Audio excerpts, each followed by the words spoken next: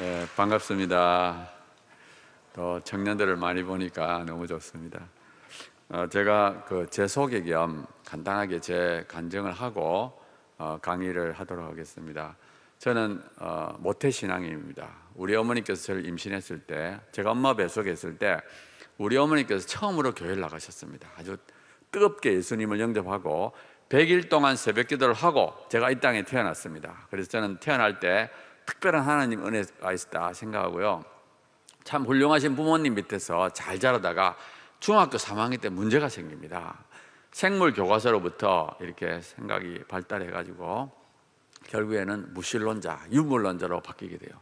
그러면서 인생은 허무하다, 죽으면 끝이다, 그런 생각을 갖고 결국에는 이제 서울대학교 물리학과를 졸업하고 미국에 유학을 갔습니다. 미국 가서는 굉장히 공부를 열심히 했어요.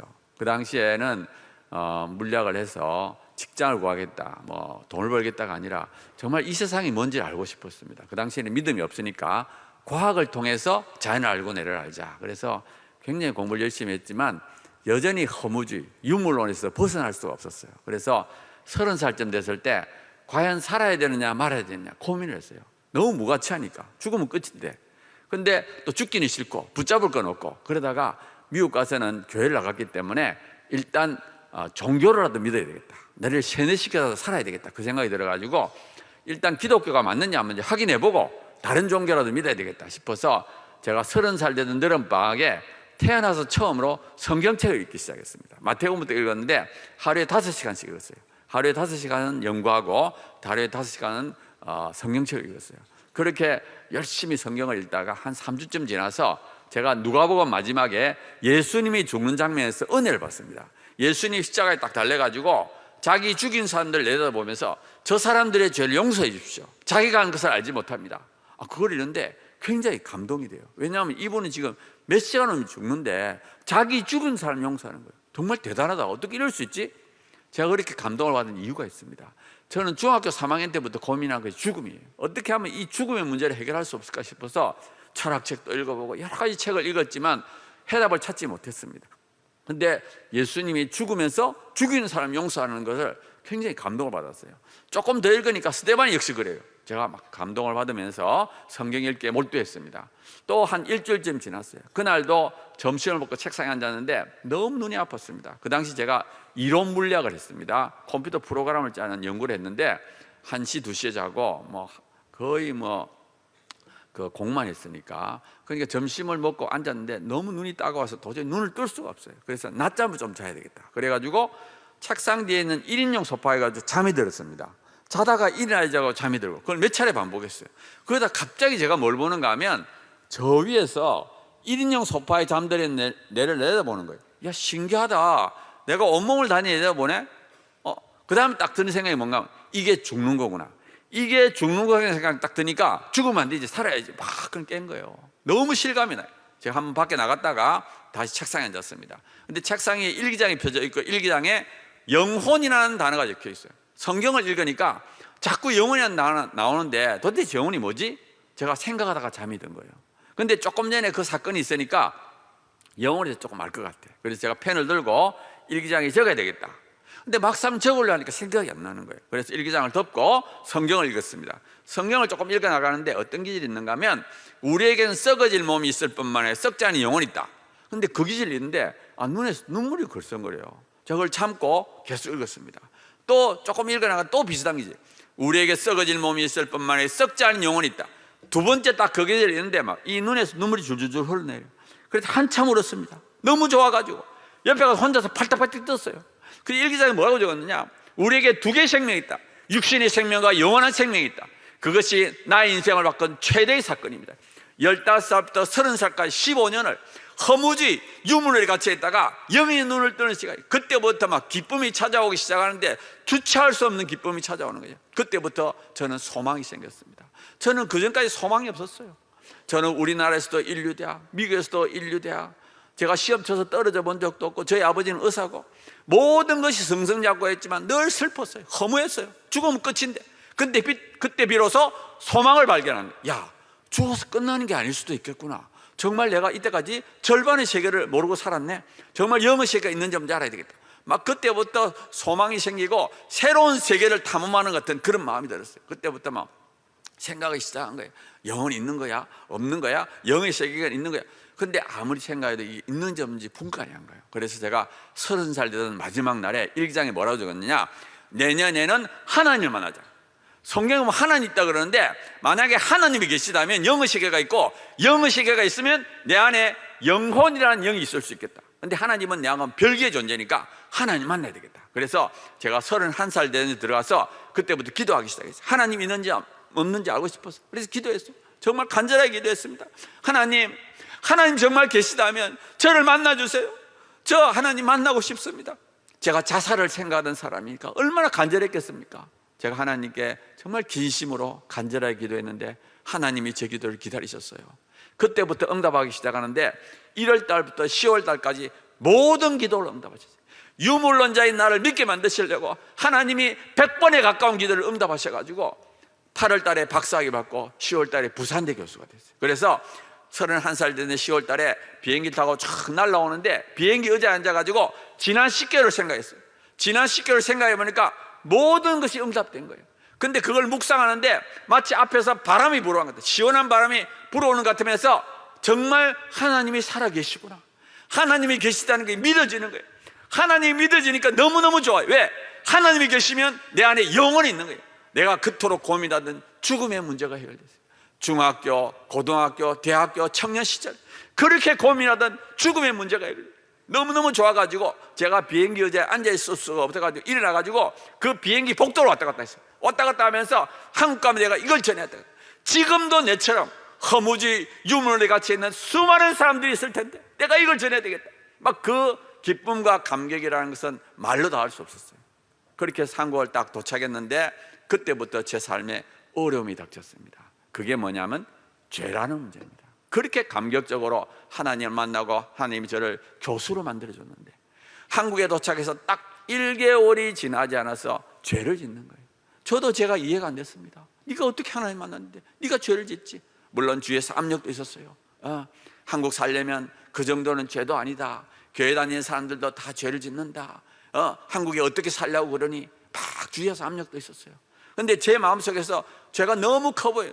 죄를 안 지으면 안 될 것 같아. 그리고 죄를 짓고는 막 힘들어하는 거야. 네가 도대체 믿는 사람이야? 네가 어떻게 하나님 만났는데? 그런데 또 죄가 다가오면 죄를 짓고. 근데 하나님은 저에게 두 가지 복을 주셨습니다. 첫 번째 복은 뭐냐? 질병이라는 복을 주셨어요. 제가 그때부터 간이 안 좋아졌습니다. 그래가지고 간 기능 검사를 이제 한 달, 두 달 간격으로 이제 검사를 하는데 이 간 기능 수치가 점점 나빠져가지고 죽겠다 싶으면 딱 손을 드는 거예요. 하나님 한 번만 살려주세요. 하나님이 계신 건 아니까. 하나님 한 번만 살려주시면 다시는 의심하지 않고 예수님 잘 믿겠습니다. 한 번만 살려주세요. 제가 마음을 납작 엎드려가지고 살려달라 그러면 신기하게 간이 좋아지는 거예요. 간이 점점 좋아가지고 딱 정상이 딱 되면 또 의심이 드는 거예요. 참, 이 마음속에서 싸워. 그러니까 그 당시에는 제가 그렇게 체험을 했는데도 이 마음속에 그 합리적 사고방식, 과학적 사고방식이 자꾸 성경 말씀을 거부하고 예수님을 거부하는 거예요. 그러니까 막 마음속에 전쟁이래. 한쪽은 믿어야 돼, 한쪽은 안 믿어져. 막 그래. 근데 또 막 그렇게 마음속에 전쟁이 일어나게 되면 이 간이 또 나빠져요. 간기능 수치가 점점 나빠져가지고 죽겠다 싶으면 딱 손을 들고 하나님 한 번만 살려주세요. 다시는 의심하지 않고 예수님 잘 믿겠습니다. 제가 마음을 납작 엎드리면 신기하게 좋아요. 제가 4년 동안 5번 했습니다. 얼마나 믿는 게 어려운지 몰라요. 두 번째 축복은 뭐냐 하면은 제가 생각할 때 정말 조그마한 죄 괜찮겠다 싶어서 욕을 지었는데 그게 얼마 지나지 않아서 그게 드러나면서 막 어려움을 겪는 거예요. 근데 매번 그래. 매번 한 서너 번 딱 경험하니까 정신이 바짝 들더라고. 야, 하나님 진짜 계시구나. 내가 기도할 때만 계시는 것이 아니라 24시간 내를 보고 계시고 내가 잘못하면 징계하시는 하나님이 계시는구나. 그리고 또 한 가지는 다른 사람을 봐주는데 나는 안 봐주는구나. 그 생각이 딱 들어요. 그 말이 뭐냐 하면은 하나님이 특별하게 내를 보고 있구나. 그 생각이 딱 들어요. 그래서 그 다음부터는 죄가 오면 살려달라고 그랬어요. 내가 이번에 죄 지으면 죽습니다. 살려주세요. 제가 지금 나이가 64세. 벌써 34년이 지났어요. 그동안에 기도 응답 받은 것이 알리면 몇천 번이 됩니다. 제가 겁이 많아요. 겁이 많아가지고 납작 엎드리는 거 진짜 잘해요. 하나님 살려주세요. 항상 하나님이 살려주십니다. 또 매도 많이 맞았습니다. 지난 30년 동안 엄청 맞았어요. 은혜 받고 또 내 마음대로 살다가 또 얻어맞고, 그걸 반복한 거예요. 반복. 저는 지금 세 가지 사실을 믿습니다. 첫 번째, 하나님은 진짜 살아계세요. 우리가 믿든지 안 믿든지 정말 하나님 살아계십니다. 하나님은 우리가 기도할 때만 계시는 것이 아니라 24시간 우리를 보고 계세요. 두 번째, 우리는 진짜 죄인입니다. 제가 30살 때 영의 눈을 떴는데 30살까지는 물론 죄인이고 30살 이후에도 역시 죄인이고, 얼마나 강팍하고 어리석고 교만한지. 세 번째, 그러한 우리를 끝까지 사랑하셔서 예수님을 믿게 만드시는 사랑의 하나님. 저는 지금이 나의 인생의 황금기예요. 나 같은 죄인을 끝까지 붙잡아가지고 예수님 믿게 만드시고, 이제 하나님의 도구로서 전국을 다니면서 이 동성애 강의하는 이렇게 사용해 주시니까 얼마나 감사한지 모릅니다. 저는 꿈이 있습니다. 저는 이 땅의 것이 꿈이 아니라, 저의 꿈은 뭐냐? 죽을 때 설레는 마음으로 죽자. 그게 제 꿈이에요. 저는 내 인생을 관통하는 단어가 뭐예요? 죽음입니다. 죽음을 이기는 사람이 되고 싶어요. 진짜 믿는 사람이 되고 싶어요. 죽음 앞에 섰을 때 덜덜 떠는 것이 아니라 천국을 바라보면서 설레는 마음으로 죽음을 통과하고 싶어요. 그래서 나의 죽음을 통해서 나의 자녀와 손자와 모든 사람들이 하나님의 살아계심을 믿게 만들고 싶어요. 나는 진짜 믿고 싶어요. 그리고 진짜 믿음을 다음 세대로 전하고 싶어요. 그것이 나의 목표입니다.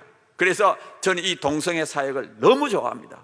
왜냐하면 어렵기 때문에, 너무 어렵기 때문에. 저는 어려운 게 좋아요. 내가 할 수 있는 일이 아닌 것을 좋아합니다. 나는 이 일을 통해서 하나님 만나는 게 목표지 일이 목표가 아니에요. 그래서 저는 이 동성애 이 반대하는 일을 너무너무 좋아합니다. 자, PPT 올려주시면 제가 이제부터 강의를 하도록 하겠습니다.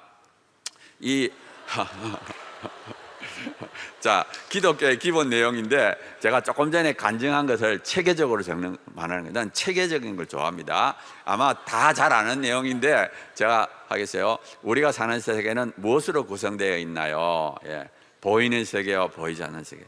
아마 여러분들한테는 이게 아무것도 아닌지 몰라도 저에게는 이게 너무 소중해요. 저는 보이는 것밖에 없는 줄 알았습니다. 근데 보이지 않는 세계, 영의 세계가 있다는 것이 저에게는 너무너무 큰 기쁨입니다. 그래서 우리에게는 몸이 있을 뿐만 아니라 영혼이 있습니다. 그 다음에 이 보이지 않는 세계는 별도의 세계가 아니에요. 우리에게 영향을 줍니다. 하나님과 마귀는 우리 마음에게 영향을 줘요. 우리 마음속에 떠오르는 생각이 전부 우리 게 아닙니다. 물론 우리 영혼이 하는 것도 있지만 하나님이 주는 생각도 있고요, 마귀가 주는 생각이 있습니다. 그러니까 여러분들의 마음을 분석해야 돼요. 이게 어디서 왔느냐를 분석해야 됩니다. 직접 영향이 올 뿐만 아니라 간접적으로 옵니다. 다른 사람을 통해서, 혹은 다른 사람이 만든 작품을 통해서. 영화, 음악, 소설, 모든 것이 영적인 작품입니다. 사람이 만드는 모든 것은 영적인 작품이에요. 어떤 것은 믿음을 파괴시키려고 만들고, 어떤 것은 믿음을 증가시키려고 만들고. 그런데 이 시대에는 불행하게도 마귀의 작품이 더 많습니다. 그러니까 우리가 보고 듣는 걸 굉장히 조심해야 돼요. 그래서 우리가 보고 듣는 것은 우리 마음속으로 들어와서 우리 영혼에게 영향을 줍니다. 우리가 보는 것을 조심해야 돼요. 왜냐하면 우리에게 믿음에게 영향을 주기 때문에 그렇습니다. 그래서 우리가 평소에 신앙생활을 해줘요. 일주일에 한 번 교회 와서 안 됩니다. 우리가 24시간 이 영적인 작품 속에서 살고 있기 때문에 우리가 기도해야 돼요. 말씀 읽어야 돼요. 끊임없이 우리 마음속으로 들어온 것을 우리가 분별해야 돼요. 분별해야 돼요. 우리 마음속에 심겨져서 우리 마음에서 자라게 되면 우리가 무너지는 겁니다. 그래서 우리가 끊임없이 평소의 신앙생활이 중요해요. 그래서 믿음으로, 말씀과 기도로, 그리고 그 말씀대로 살아야 됩니다. 거룩하고 성실하게, 그 다음에 하나님의 일을 해야 되고요. 저는 하나님 믿고 나니까 너무너무 좋아요. 인생의 의미를 발견하고 가치를 발견하고 목표를. 저는 하나님 없을 때는 무가치하고 아무 의미가 없었습니다. 근데 하나님 만나니까 너무 좋아요. 기쁨과 평안함과 당당함과 힘감과 든든함. 왜? 하나님이 살아계셔서 나와 함께 하시니까 얼마나 좋은지 모릅니다. 저는 물리학자입니다. 이 물리학은 이론과 실험이에요. 우리가 물리법칙을 가리키고 물리법칙이 맞는지 안 맞는지 실험을 합니다. 저는 신앙생활도 마찬가지입니다. 신앙생활은 그럴듯함에 기초한 게 아니에요. 이거는 사실, 팩트에 기초한 겁니다. 이 세상은 하나님이 다스리는 거예요. 그런데 마귀는 속삭여요. 거짓말장입니다. 얼마나 마귀가 우리보다 지혜가 높은지, 우리가 마귀하고 싸우기 시작하면 우리는 100점 100패입니다. 제가 얼마나 의심에 시달렸는지 몰라요. 그러니까 믿음이라는 건 절대 말에 있지 않다. 어느 쪽이 하나님 말씀이 맞을까 마귀의 말이 맞을까 그 판단하면 우린 반드시 집니다. 우리는 그냥 말씀대로 행동하면 사실인지 아닌지 확인을 할 수 있어요. 그래서 믿음은 행동해야 돼요. 그럴 때 확인이 됩니다. 그럴 때 우리가 더 큰 믿음을 가져요. 그래서 제가 요한복음 말씀을 참 좋아합니다. 자, 이제부터 이 동성애와 차별금지법에 대해서 말씀드리도록 하겠습니다. 이 동성애는 전 세계적 문제, 우리나라 문제만이 아닙니다. 이 붉은색이 뭐냐? 동성애 인정하는 데입니다. 북미, 남미, 호주, 서구 유럽 이 동성애를 지지하는 데입니다. 반면에 흰색은 동성애를 반대해요. 아프리카는 잘 보이지도 않습니다. 아주 반대하기 때문에 아시아는 반대하는 쪽에 속합니다. 유엔 회원국이 195개국인데 그중에 72개국이 동성애를 불법으로 가지고 처벌합니다. 그리고 최근 들어서 서구 유럽을 중심으로 해서 동성결혼 합법한 나라가 27개입니다. 얼마 전에 대만이 했죠. 자, 대만까지 합해서 27개입니다. 근데 사람들이 이것만 알고 있는데 1995년 이후로 헌법으로 동성결혼을 금지한 나라 28개입니다. 그러니까 전 세계적으로 볼 때는 동성애 반대하는 국가가 동성애 찬성하는 국가보다 더 많습니다. 그래서 우리 사람들이 유엔이 지지하는 줄 아는데 천만의 말씀, 유엔은 절대로 동성애 지지하지 않습니다. 자, 우리나라의 경우를 보면 70~80%가 동성애를 반대합니다. 근데 제가 조금 이따 설명하겠지만 10대, 20대로 가면 50% 이상이 지지해요. 왜 그런지는 제가 조금 더 설명하겠습니다. 그럼 동성애가 뭐냐? 동성애는 성적 끌림, 동성과의 성관계, 동성애의 성정체성. 동성애는 우정이 아닙니다. 정신적 사랑이 아니에요. 이거는 동성과의 성관계를 하고 싶다든지 실제로 하는 걸 동성애라 합니다. 우정이 아니에요. 그 다음에 동성애 상반된 게 이성애, 남녀 간의 성관계고요. 양성애는 동성애와 이성애를 다 하면 양성애. 그 다음에 동성애, 이성애, 양성애를 합쳐서 성적 지향. 이게 법하고 조례에 들어가게 됩니다. 그 다음에 동성애자가 얼마나 많으냐? 그걸 제일 먼저 조사한 사람이 킨제이입니다. 아마 킨제이 보고서라는 말 들어봤을 텐데 이 킨제이는 어떤 사람인가? 자신이 양성애자입니다. 그리고 이 사람은 어떤 소신을 갖고 있었는가 하면은 모든 성을 자유롭게 해야 된다. 여기서 말하는 모든 성은 동성애, 어린이, 동물, 근친 모든 성을 마음대로 해야 되는데 이걸 맡고 있는 문화하고 종교를 부숴야 되겠다. 그래가지고 이 사람이 오랫동안 데이터를 모아서 2권의 책을 적었습니다. 1948년도에 남성의 성적 행동, 53년도에 여성의 성적 행동. 그 내용이 뭐냐 하면은 미국 남성의 10%가 동성애 한다는 거예요. 우리가 몰라서 그렇지 엄밀하게는 굉장히 많은 사람들이 하고 있다 주장했습니다. 그런데 이 킨제이는 자기 목표를 달성하기 위해서 어떻게 했느냐? 문제가 있는 사람을 조사했어요. 성범죄자, 노출증 환자, 소아요자, 교도소 감자 이렇게 성적인 문제 있는 사람을 표본의 4분의 1, 25%를 해가지고 굉장히 많이 하고 있다 이 주장한 거예요. 그런데 최근 들어서 정부에서 대규모로 조사했습니다. 캐나다, 영국, 미국 해보니까 동성애자가 1%, 양성애자까지 합해도 2%밖에 안 됩니다. 자, 우리나라는 데이터가 별로 없어요. 2003년도에 한국성과학연구소에서 서울에 있는 남자를 조사했을 때 동성애자가 0.2%, 양성애자 0.3, 동성애 경험이 1.1. 그 다음에 2012년도에 한양대학교에서는 전국을 다 조사했습니다. 그때 동성애 경험이 0.3%, 응답 거절이 0.4, 합쳐도 0.7밖에 안 돼요. 그러니까 서울이 전국의 2배 정도 됩니다. 아무튼 동성애자 남자는 0.2%, 그 다음에 여자는 남자 한 3분의 1밖에 안 돼요. 그래서 남녀 평균하면 0.14%로 추정합니다. 그래서 서구의 한 5분의 1 정도 될 것이다 이렇게 추정합니다. 그 다음에 동성애는 하나님께서 금지한 분명한 죄악입니다. 레위기를 보면 동성애를 가증하다 그래요. 가증이란 싫다는 거예요. 하나님은 죄악을 싫어하는데 동성애는 진짜 싫다는 거예요. 그 다음에 우리가 잘 알다시피 소돔과 고모라가 동성애로 멸망을 합니다. 신약에 가서는 이 동성애 영리, 하나님의 창조 원리에 어긋났다 이렇게 해요. 하나님은 3가지 원리가 어긋났습니다. 첫 번째, 하나님은 남자 여자를 만드시고요. 두 번째로 한 남자와 한 여자의 결혼 제도를 하나님 만드셨습니다. 세 번째, 성은 결혼 안에서만 허용이래요. 그래서 이 동성애는 3가지 원리에 어긋나기 때문에 분명한 죄악입니다. 그런데 동성애만 죄는 아니에요. 이 원리에 어긋난 건 전부 다 죄예요. 예를 들어서 혼전관계, 동거, 일부 다처제, 일처다부제, 동물하고 하는 거, 외도 모든 것이 다 죄악이 됩니다. 자, 동성애는 유전도 선천적이지 않다. 제가 이걸 좀 강조하는 이유가 있습니다. 왜냐하면 이 동성애 옹호자들의 최대 주장이 뭐냐? 동성애 타고났다는 거예요. 어쩔 수 없이 한다. 그래서 미국이나 유럽이 다 무너졌습니다. 이 논리에 설득을 당해서. 그래서 동성애는 절대 타고나는 것이 아니에요. 제가 과학적으로도 말씀드리겠지만 신앙적으로 말씀드리면, 만약에 동성애가 타고나는 것이라면 어떤 사람이 동성애자로 태어났다는 뜻이거든요. 그러면 그 사람을 동성애자로 만든 분이 하나님이십니다. 그렇죠? 태어날 때 동성애자로 태어났다면 그건 하나님이 하신 거예요.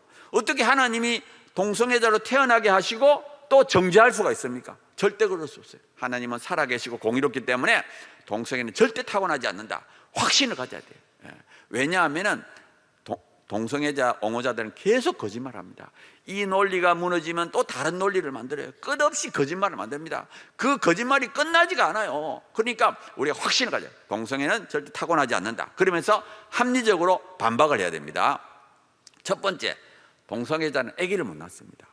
남자 둘이서 여자 둘이서 아기 못 낳죠. 아기를 낳아야만이 자기 몸에 있는 유전자가 다음 세대 넘어가면서 유전이 되죠. 아기도 못 낳는데 무슨 유전이 됩니까? 그 다음에, 그러면 왜 서구 사람들이 설득을 당했느냐? 이 동성애자의 무서운 점은 뭐냐?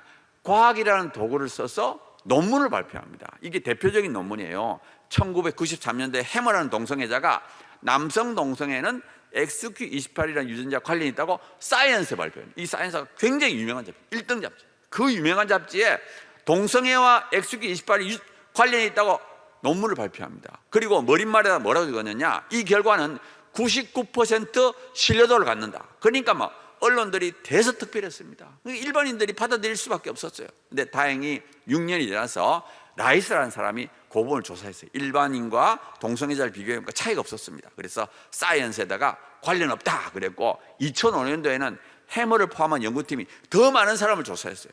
1993년도에 40명을 했으면 2005년도에는 456명, 11배를 했습니다. 해보니까 차이가 없었습니다. 그래가지고 자기들이 관련 없다 그러면서 자기들이 왜 옛날에는 있다 그랬는데 없다 그랬는지 자세하게 설명을 했습니다. 그 다음에 2012년도에 드라반트라는 연구팀이 23,000명을 조사했어요. 조사해보니까 이 동성애 유전자가 없었습니다. 2018년 작년도에는 50만 명을 조사했어요. 50만 명 조사했는데 역시 유전자가 없다고 발표를 했습니다. 그러니까 동성애 유전자는 없습니다. 자, 그러면 동성애가 타고나는지 아닌지 확인할 수 있는 좋은 방법이 있어요. 그게 뭐냐? 일란쌍둥이의 동성애 일치 비율입니다. 왜 이게 좋은 방법인가 하면, 일란쌍둥이는 한 개의 수정란이 두 사람이 됐습니다. 두 사람이 유전자가 똑같아요. 만약에 동성애 유전자가 있다면 두 사람이 동시에 갖고 있습니다. 그 다음에 같은 엄마 뱃속에 자라니까 모든 선천적인 영향을 동일하게 받아요. 그러니까 정말 동성애가 타고나는 것이라면 이 일란쌍둥이는 둘 다 동시에 동성애자 되든지 동시에 안 돼야 돼요. 일치율 높아야 됩니다. 그래서 2000년 이후로 3번의 대규모 조사했어요. 제일 최근에 2010년도에 스웨덴에서 제일 많은 사람을 조사했을 때 남자는 9.9%, 여자는 12.1%의 일치율을 보입니다. 그러니까 일란쌍둥이의 동성애 일치율은 10%, 10명당 1명이에요. 그리고 일란쌍둥이는 태어난 다음에 같은 부모 밑에서 같은 환경에 자랍니다. 후천적인 영향도 똑같아요. 선천적인 영향도 똑같고. 그러니까 10% 일치율 안에는 후천적인 영향이 들어있어요. 그러니까 선천적인 영향은 10%가 훨씬 안 된다. 그래서 동성애는 절대 타고나는 것이 아니다, 이렇게 과학적으로 분명하다, 이렇게 믿어야 됩니다. 자, 그 다음에 동성애는 비정상이고 에이즈와 밀접한 관계가 있고 불행하다는 것을 말씀드리겠습니다. 동성애는 비정상입니다.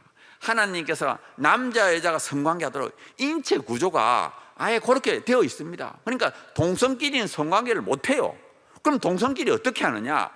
남자의 경우에는 항문에서 합니다. 항문은 성기관이 아니에요.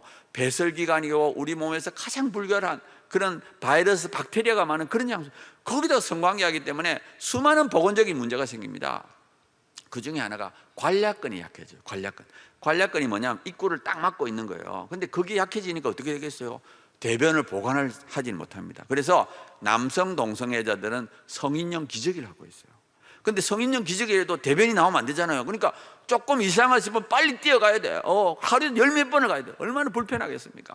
그 다음에 항문 위에 있는 게 직장입니다. 그게 한 층의 세포막으로 되어 있어가지고 조금만 충격을 주면 찢어지고 피가 나고 감염이 돼요. 그래서 동성애자들은 성병에 많이 걸립니다. 예를 들어서 우리나라 매독 환자의 21%가 동성애자예요. 제가 아까 말씀드렸죠? 남성 동성애자는 0.2%. 그러니까 21%가 동성애자라는 뜻은 뭡니까? 일반인이 매독 걸릴 확률의 100배입니다. 100배. 그만큼 동성애자들은 성병에 많이 걸려요. 그 다음에 에이즈와 밀접한 관계를 가져요. 이게 질병관리본부 한국질병관리 통계입니다. 2017년도에 누적 감염자가 15,000명 정도 했는데 14,600명인데 남자가 93%고 여자가 7%. 근데 여자들은 산모들은 반드시 해야 됩니다. 율랑 여성 해야 돼요. 남자들은 거의 안 합니다. 그런데도 불구하고 남자가 많아요. 신규 감염자도 마찬가지입니다. 매년 93% 이상이 남자입니다. 자, 그러면 에이즈가 어떻게 감염되느냐? 2006년 이후로 99.9%가 성관계예요. 몇 년에 한 번씩 수직 감염이 생깁니다. 엄마가 아이한테로. 그게 몇 년에 한 번씩이에요. 나머지는 전부 성관계입니다. 자, 그 100% 성관계인데 남자가 93% 이상이다 매년. 그럼 무슨 말이에요? 남자가 남자에게 성관계에서 감염시키고 있습니다. 그러니까 우리나라 에이즈는 남성 동성애로 퍼지고 있다, 그렇게 생각하면 되고요. 누적 감염자가 급격히 늘고 있습니다. 2000년에 1,400명이 지금 15,000명, 11배로 됐고요. 특히 어린아이 15세, 19세 신규 감염자가 2000년에 2명이 20배로 증가했고요. 20대 초반도 마찬가지 12배로 증가했습니다. 그리고 연령별로 보면 옛날에 30대가 많이 걸렸는데 지금 20대가 제일 많이 걸립니다. 그러니까 우리나라에 동성애가 들어오면서 제일 큰 피해자가 누구냐? 10대, 20대 남자아이들입니다. 청소년, 청년들이 지금 급격히 에이즈 걸려요.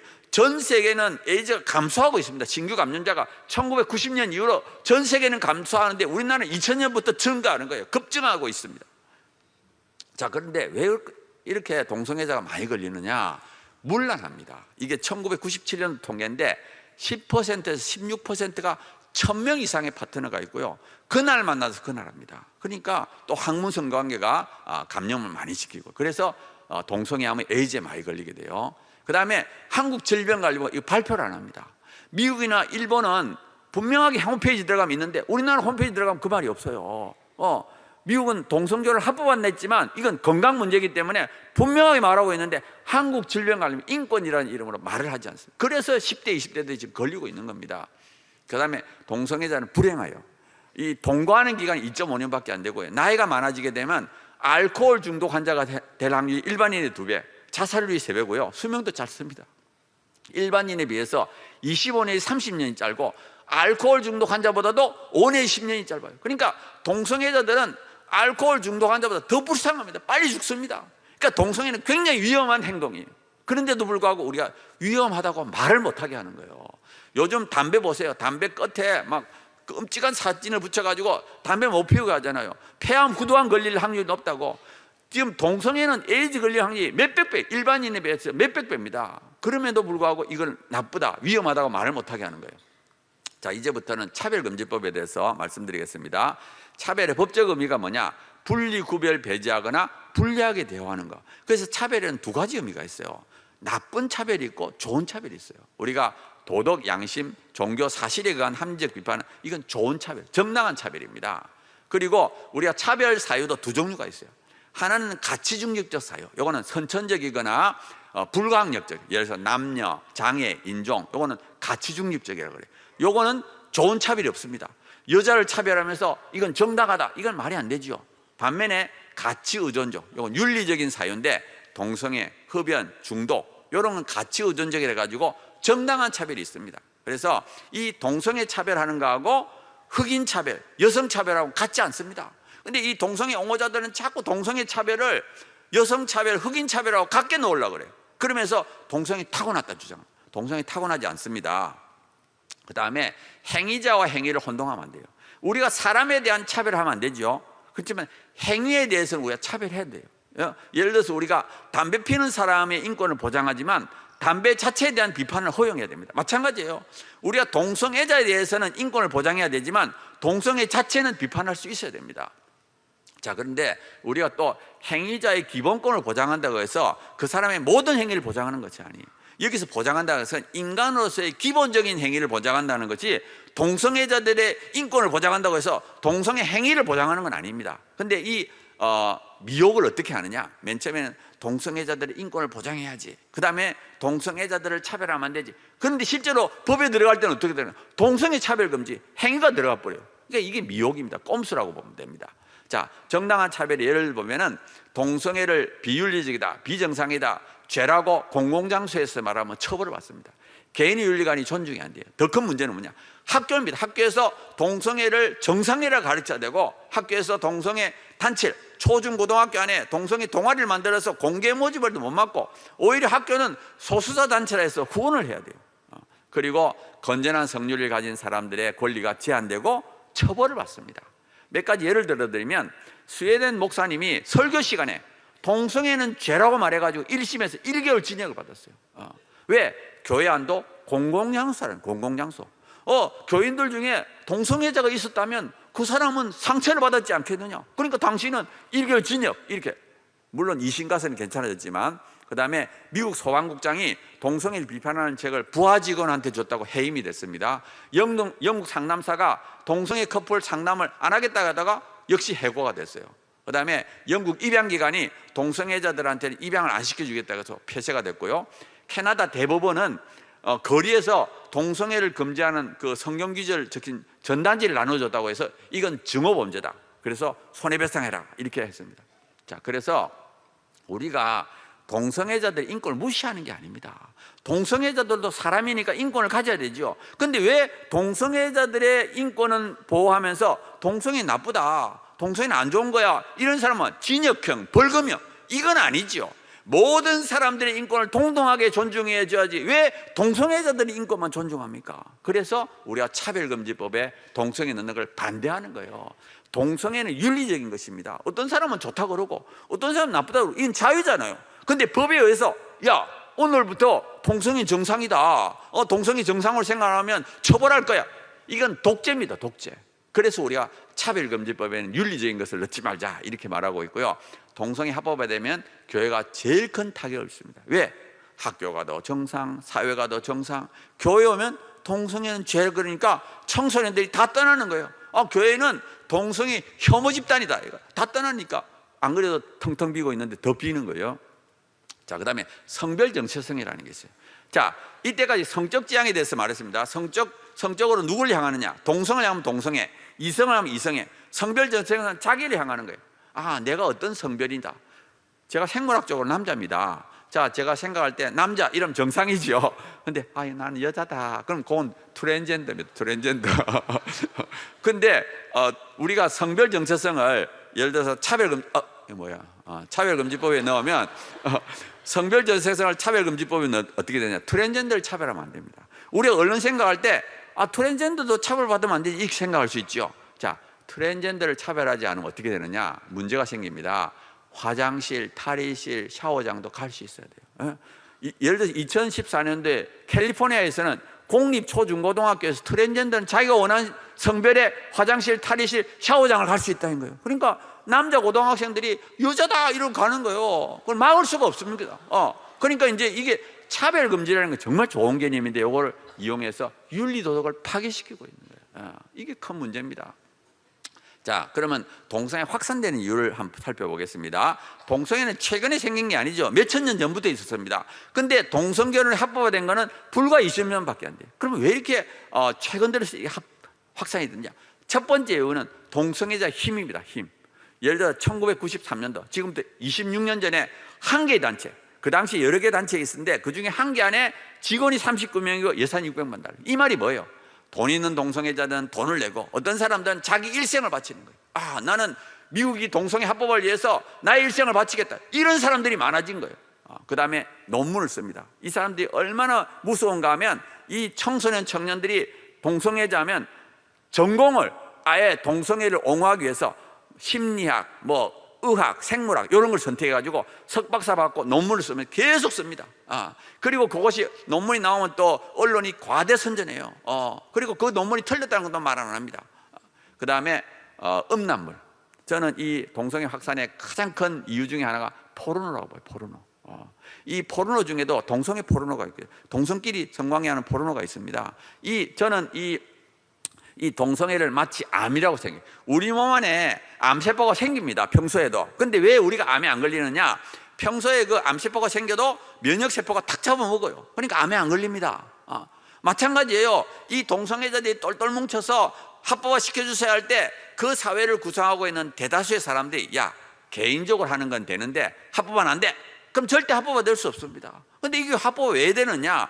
이 포르노 음란물이 이 확산돼 가지고 어릴 때 10대 20대 때 음란물 보는 사람들이 점점 성장해 가지고 그 사람들이 이 사회 중추 인물이 되는 거예요. 판사, 뭐 정치인, 교수, 과학자, 이 음란물 보는 사람들이 커 가지고 그런 사람들이 이 중추 인물이 딱 되니까 자기도 경건하지 않으니까 이 동성애자들이 뭉쳐 가지고 합법화 시켜주세요 할 때 그걸 반대할 힘이 없는 거예요. 마치 우리 몸에 면역이 사라지고 나면 암을 막을 길이 없습니다. 그래서 이 포르노는 동성애의 길을 닦는다 이렇게 보시면 됩니다. 그 다음에 종교의 약화. 이제 사람들이 더 이상 육체적인 쾌락을 쫓지 영적인 데 관심이 없습니다. 이 동성애는 육체의 쾌락 중에 하나다 이렇게 보시면 됩니다. 자, 우리나라에서는 이 국가인권이라는 큰 문제, 2001년도에 만들어졌는데 2001년도에 국가인권이 법이 만들어질 때 그 안에 성적 지향 차별 금지가 들어갔어요. 물론 처벌 조항은 없지만 이게 삽입돼 가지고 그때부터 국가인권회가 이 동성애 확산시키기 시작했어요. 그래서 2003년도에 동성애는 청소년 유해가 아니다 해가지고 청소년 보호법을 바꿨습니다. 그래가지고 이제는 성인 인증 안 하고도 동성애 사이트 들어갈 수 있다. 지금 인터넷상에 들어가면 동성애 만화, 동성애 소설이 범람하고 있어요.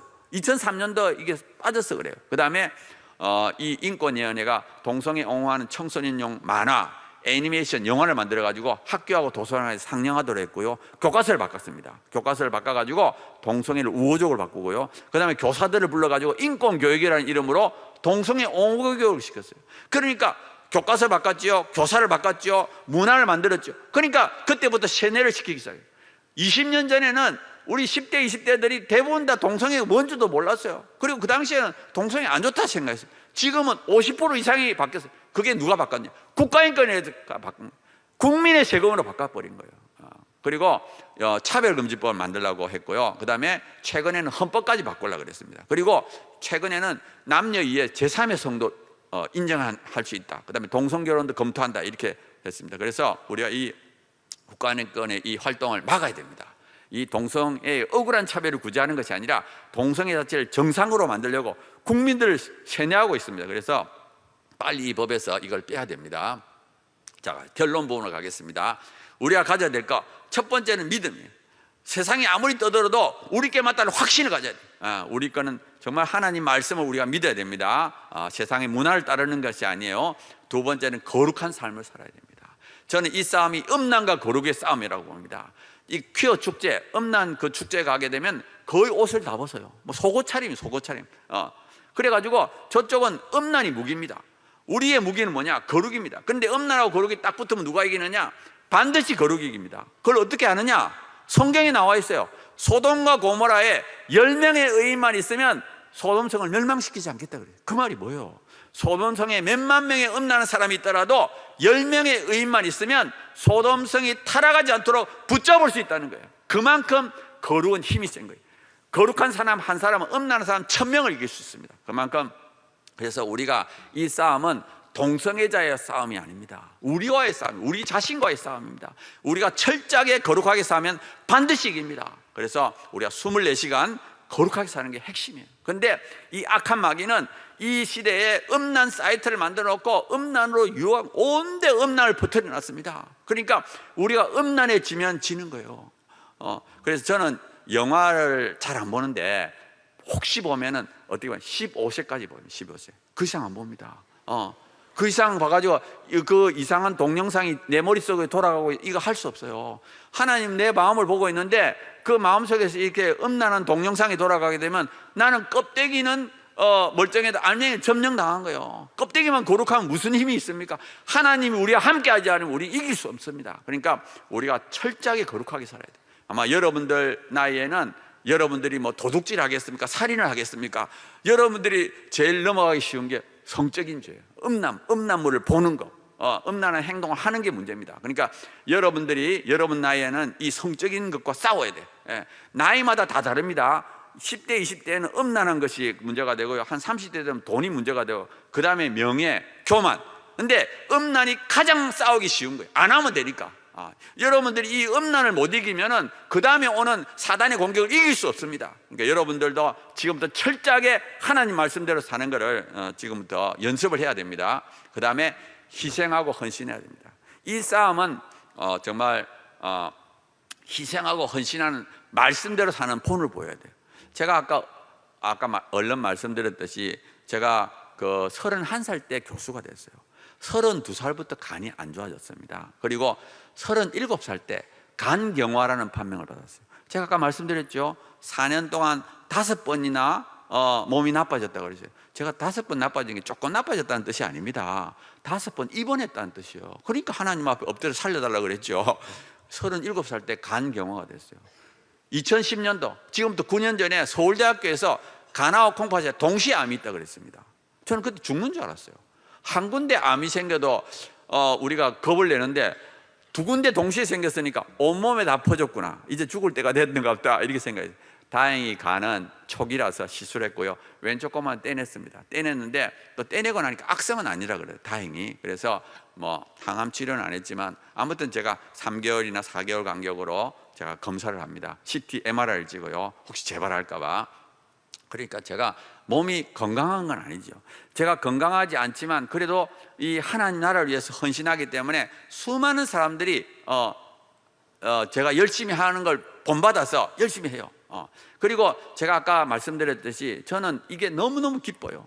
제가 30대 40대 누워 있었습니다. 간경화라는 걸 37살 때 판명을 받았으니까 얼마나 겁이 났겠습니까? 정말 학교에서 수업하고는 연구실에 침대에 갔다가 누워 있었습니다. 30대 40대 누워 있으면서 제가 기도했어요. 하나님, 나도 일 좀 하다가 죽겠어요. 이렇게 하나님 만나긴 만났는데 이렇게 누워 있다가 죽으려니까 너무 억울합니다. 하나님, 나도 일 좀 하게 했어요. 근데 하나님이 정말 50이 넘어서 이렇게 세워가지고 전국을 다니게 하시더라고요.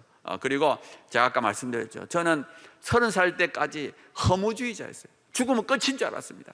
죽음을 이길 길이 없는 줄 알았어요. 그러다가 제가 30살 때 영의 눈을 탁 뜨고 나니까 너무너무 좋은 거예요. 야, 죽음을 이기는 길이 있구나, 영생에 이르는 길이 있구나. 그래서 저는 이 세상에서 가장 무서운 것이 뭐냐? 기독교라고 생각합니다. 이 세상에서 가장 강하고 무서운 게 뭐냐? 기독교입니다. 왜? 기독교만이 죽음을 이기는 길입니다. 이 땅에 수많은 죽음을 이기는 길이 있는데 그 중에 하나가 기독교가 아니에요. 오직 기독교만이, 오직 예수 그리스도만이 우리가 영원한 세계를 갈 수 있는 길입니다. 그래서 인간이면 전부 다 예수 그리스도 안에서 영생에 이르러야 돼요. 그래서 저는 정말 하나님 만나고 나니까 너무너무 기뻐요. 제가 아까 말씀드린 31살 때 만나고 나서 지금까지 30년간 투병을 했습니다. 몸은 점점 악화가 됐어요. 그래도 저는 너무너무 신이 나. 왜? 죽음은 영원한 세계가 있으니까. 그래서 저는 우리 기독교를 당할 게 없다. 정말 진짜 기독교인은 이 세상에서 무서운 게 없습니다. 왜? 죽음을 이겼기 때문에. 그러니까 우리 청년들이 정말 진짜가 돼야 돼요. 여러분들이 진짜가 되면 세상과 싸워서 분명히 이길 수 있습니다. 그런데 어리버리한 가짜 기독교인은 세상과 집니다. 얼마나 강력하게 저쪽이 음란으로 쳐들어오는데, 음란을 이기는 길은 영생에 대한 확신이에요. 영생에 대한 확신이 없으면 음란에게 집니다. 여러분들이 음란을 이기기 위해서는 정말 성령님의 도움으로 영생에 대한 확신을 갖고 살아야 된다고 저는 생각합니다. 그 다음에 용감해야 돼요. 정말 저쪽은 이 동성애를 조금 말하면 막 공격합니다. 다시는 하지 말을 못하도록. 제가 부산대학 교수니까 제가 부산대학교에서 이 동성애 강의를 하려고 그러면 막 부산대학교에 동성애자가 한 20명밖에 안 돼요. 근데 그 사람들이 얼마나 용감한지 막 게시판에서 대자보 붙입니다. 뭐 혐오나 뭐 이렇게 막 붙여요. 내가 내일 못하게, 말을 못하게 하려고. 근데 나는 그때 너무너무 좋아요. 저쪽이 대자보를 붙이면 나도 대자보를 붙일 기회가 생긴 거예요. 그래가지고 저쪽이 하나 딱 갖다 붙이면 나는 그 옆에다 더 많이 갖다 붙입니다. 저 10장 갖다 붙이면 나는 50장 갖다 붙여요. 그리고 또 저쪽이 또 반박하면 또 갖다 붙여요. 얼마나 신이 난지 몰라요. 그걸 노이즈 마케팅이에요. 노이즈 마케팅. 얼마나 좋은지 몰라요. 용감해야 돼. 그리스도인은 이 세상에서 가장 강합니다. 세상이 공격해 올 때 떨면 안 됩니다. 떠는 건 가짜예요. 우리는 세상을 이기는 사람이에요. 저쪽이 동성애자가 무섭다고요. 천만의 말씀. 이 세상에서 제일 강한 게 기독교입니다. 그러니까 여러분들 자신만만하게 싸워야 돼요. 우리는 일당 100일, 일당 1000명을 이길 수 있습니다. 그 다음에 실력이 있어야 돼요. 그런 싸우다가 지면 안 되겠죠. 우리가 논리적으로도 실력을 쌓아야 됩니다. 그리고 교양 있는 표현, 무식하게 싸우면 안 됩니다. 우리는 동성애자를 바꾸는 게 목표가 아니에요. 동성애자는 안 바뀝니다. 우리가 목표는 뭐냐? 중간지대에 있는 사람들, 동성애자들 편도 아니고 기독교 편도 아니고 어느 쪽이 맞는가 이렇게 해서 그 사람들 우리 편을 만들어야 돼요. 그러기 위해서는 어떻게 돼요? 우리가 얻어 터져야 됩니다. 막 불쌍해. 요새는 피해자가 이기는 시대. 피해자가 얻어 맞아야 돼. 불쌍해, 불쌍해. 그래가지고 부산대학교에 기독교인들이 많지만 나를 안 도와줍니다. 안 도와주는 게 좋은 거예요. 나는 소수자, 약자예요. 저쪽은 20명이고 난 1명이야. 그러니까 내가 이기는 거예요. 피해자가 이기는 거라. 저쪽이 막 얻어. 그래서 우리는 피해자가 돼야 된다. 얻어 터지면서 십자가의 정신이 얻어 터진 정신 아닙니까? 그 다음에 충분히 이길 수 있다. 저는 어떤 사람들이 막 걱정을 많이 해요. 한국도 결국 무너질 거야. 난 그 말 들으면 너무너무 화가 나. 전쟁터에 나가는데 나가서 싸우기도 전에 이 싸움은 결국 질 거다. 그러면 이길 수 없습니다. 이 전쟁은 마음에서부터 이겨야 돼. 우리가 마음으로 분명히 이길 수 있다. 이겨야 된다. 이래야지 전쟁터에 나가서 이기죠. 그럼 왜 우리가 이기느냐? 하나님이 살아계시는데 왜 집니까? 천지를 창조하시고 지금 통치하시는 분 하나님입니다. 마귀는 속삭여요. 해도 소용없다. 그건 마귀 소리입니다. 그 마귀 속에 넘어가면 안 됩니다. 그러니까 우리는 우리 마음속에 그런 부정적인 생각이 들면 딱 몰아내고 우리는 행동할 뿐입니다. 순종할 뿐입니다. 그러면 나머지는 하나님이 책임져 주세요. 그리고 우리께 진리입니다. 학문에다 성관계하는 게 어떻게 그게 진리가 될 수 있겠어요? 저희들이 아무리 미화를 해도. 그리고 우리나라 동성애자 많지 않습니다. 0.2%. 기독교인이 한 50분의 1밖에 안 돼요. 기독교인은 돈도 많습니다. 지위도 높아요. 왜 우리가 집니까? 돈하고 그 사람이 많은데. 그 다음에 그래도 하나님 잘 믿는 나라가 한국입니다. 저는 물론 한국도 여러 가지 많은 문제가 있지만 한국이 그래도 잘 믿는 나라, 그래도 보수적인 믿음을 갖고 잘 사는 나라가 한국밖에 없습니다. 전 세계에서 동성애를 막을 수 있는 나라는 한국밖에 없어요. 그러니까 우리가 굉장한 자부심을 갖고 책임감을 가져야 됩니다. 마지막으로 그림 하나 보여드리겠습니다. 이게 지금 해일이 돼가지고 막 이제 어느 해변가로 지금 밀려오고 있습니다. 사람들이 그 자기 앞에 온 그 해일을 보고 멀뚱멀뚱 쳐다보고 있어요. 저기 뭐냐? 그러다가 그 다음 순간에 다 죽었어요. 지금 왜 이렇게 되는가 하면 지금 동성애라는 해일이 서구로부터 밀려오고 있습니다. 우리나라 지금 코앞에까지 왔어요. 이걸 뭐 남의 일처럼 이렇게 생각하는 사람이 남의 일 아닙니다. 서구는 다 교회가 휩쓸려 지나가 버렸어요. 무너졌습니다. 마지막으로 할 수 있는 일은 일단 기도해야 됩니다. 그 다음에 우리 옆에 친구들한테 알려야 돼요. 모르기 때문에 쫓아가고요. 그 다음에 민주주의 국가에서 목소리를 내야 됩니다. 국회하고 정부에, 그 다음에 주위에 널리 알리고 교회도 알리고 뭐 여러 가지 활동을 해야 됩니다. 그래서 우리가 정말 미국이나 유럽은 몰라서 당했습니다. 우리는 그 사람들이 몰라서 당한 걸 보고 있기 때문에 우리는 쏘고만 안 돼요. 그리고 우리나라 무너지면 전 세계에서 희망이 없습니다. 우리가 정말 정신을 바짝 차리고 정말 하나님 나라를 위해서 우리 자신을 지키고 전 세계를 지키는 우리가 돼야 되고요. 우리 청년들이 지금부터 여러분들이 열심히 하면 정말 위대한 다음 세대의 일꾼이 될 거라고 생각합니다. 모든 걸 하나님께 영광을 돌리겠습니다. 감사합니다.